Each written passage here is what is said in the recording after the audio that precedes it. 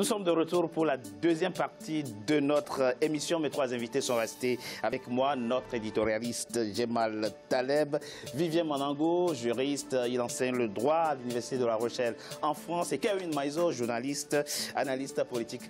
Merci à vous trois. Le président camerounais Paul Biya, à la tête d'une forte délégation camerounaise, s'est exprimé ce vendredi 22 septembre à la tribune des Nations Unies et a tenu à rappeler l'impérieuse nécessité pour les États de mutualiser leurs moyens pour faire face au terrorisme et aux défis de l'insécurité. On écoute un extrait du président camerounais Paul Biya, on en parle après. Comme pour la plupart de nos États, la paix est une condition sine qua non de la survie de l'humanité et de tout développement durable. Cette paix demeure dangereusement menacée, notamment par le terrorisme, les conflits, la pauvreté et les dérèglements climatiques. Aucun continent, aucun pays n'est épargné aujourd'hui par le fléau du terrorisme, dont le martyrologe rythme, hélas, le quotidien de nos vies. Quelques exemples. Août 2017, attentat de Barcelone et de Ouagadougou. Et juillet 2016, attentat de Bagdad, 292 morts. Octobre 2015, crash d'un Airbus russe dans le Sinaï, 224 morts. Mars 2015, attaque des mosquées de Sanaa, 142 morts. Novembre 2015, attentat de Paris et Saint-Denis, 130 morts. Maïdougouri, Kolfata, Fotokol, que de morts sans nom, sans visage. Le nombre des victimes de la secte terroriste Boko Haram dans le bassin du lac Tchad est estimé à 2000. Le Cameroun et les pays voisins font face à cette secte qui, chaque jour, renouvelle ses méthodes et ses tactiques. Nous apprécions le soutien de nos partenaires dans le combat contre cette barbarie. La lutte contre Boko Haram, cette secte djihadiste, appelle à une mobilisation générale accrue si nous voulons réellement en finir avec ce danger. Que de morts sans nom, que de morts sans visage, de Barcelone à Maïdougouri en passant par Fotokol. Le président camerounais a tenu à montrer que le terrorisme c'est l'affaire de tous. Oui, le terrorisme c'est l'affaire de tous et l'Afrique est en première ligne.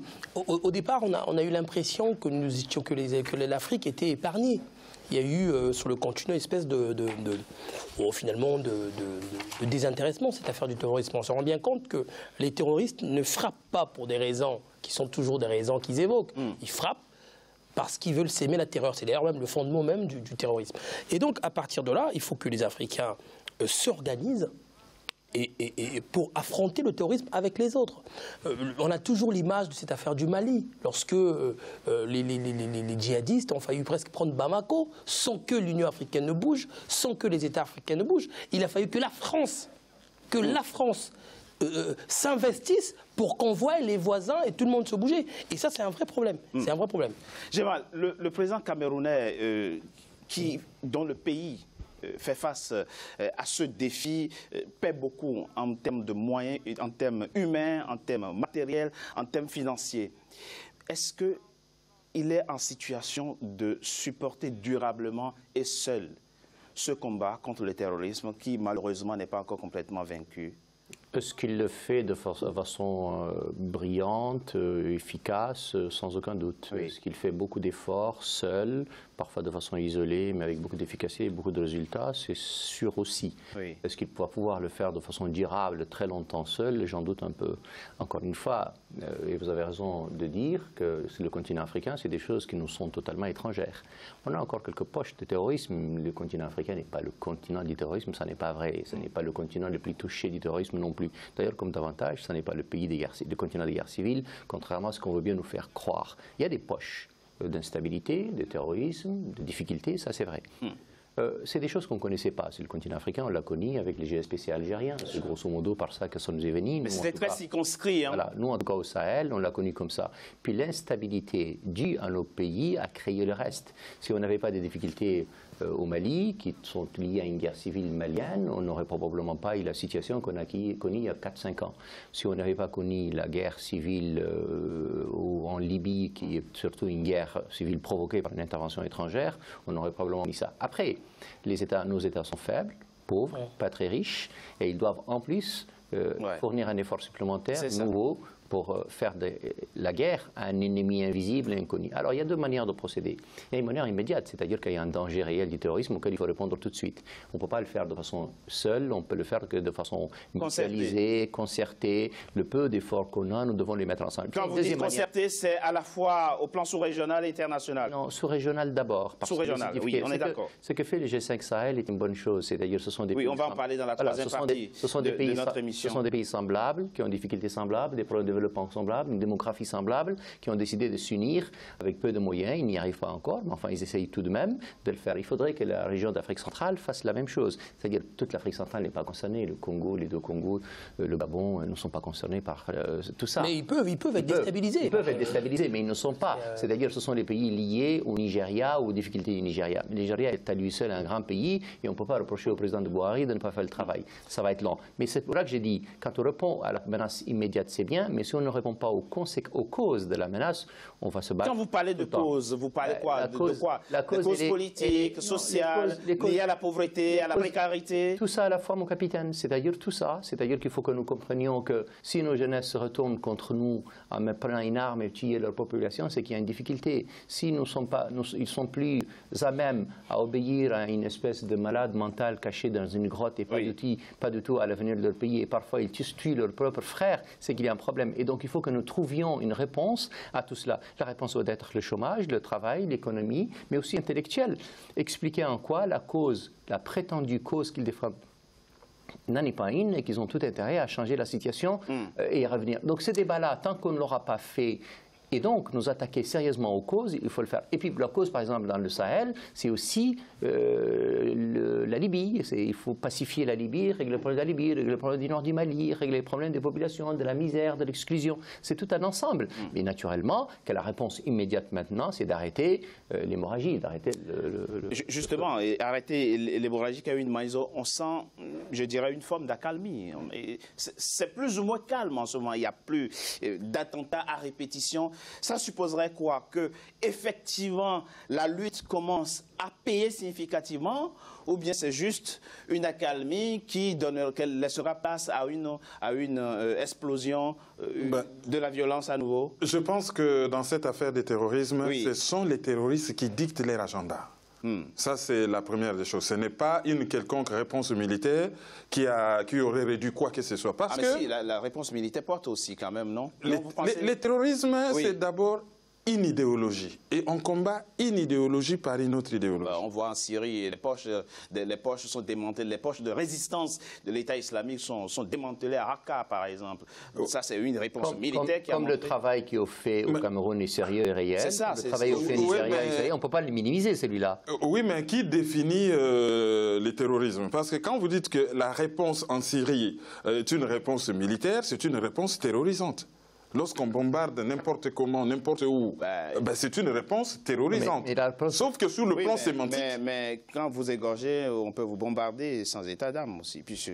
C'est ça la guerre. Mais lorsque vous égorgez en prétendant qu'on égorge parce que les autres agressent notre religion, ça devient idéologique. Non, mais vous pouvez, donc il faut vous pouvez contester la manière de faire, mais vous ne pouvez pas dire que le principe lui-même n'est pas fait. Le travail au Nigeria, il est fait. Au Cameroun, il est fait. Au Tchad, il est fait. On ne peut pas considérer que ces pays-là non, le travail est fait, mais l'efficacité n'est pas ce qu'on était en droit d'en attendre. On peut faire mieux, vous avez raison. Vous réunissez par exemple les pays du G5 et vous laissez l'Algérie à côté. Mais parce que, est-ce que vous pouvez, je vais vous répondre, est-ce que vous pouvez comprendre que les 5 pays du G5 ont des problématiques semblables, des démographies semblables, des soucis de développement semblables, une géographie semblable, des questions climatiques semblables et même parfois des questions culturelles semblables. Ok, mais avec un problème terroriste exogène dans l'Algérie... Sauf que la réponse algérienne ne peut pas être la réponse des 5 autres. Pourquoi? Parce que l'Algérie, elle ne le repousse pas vers le sud, mais s'il part vers le sud, ça l'arrange. Le sud, déjà, c'est le nord du continent africain. Et donc, les 5 pays qui font face et qui sont quelque part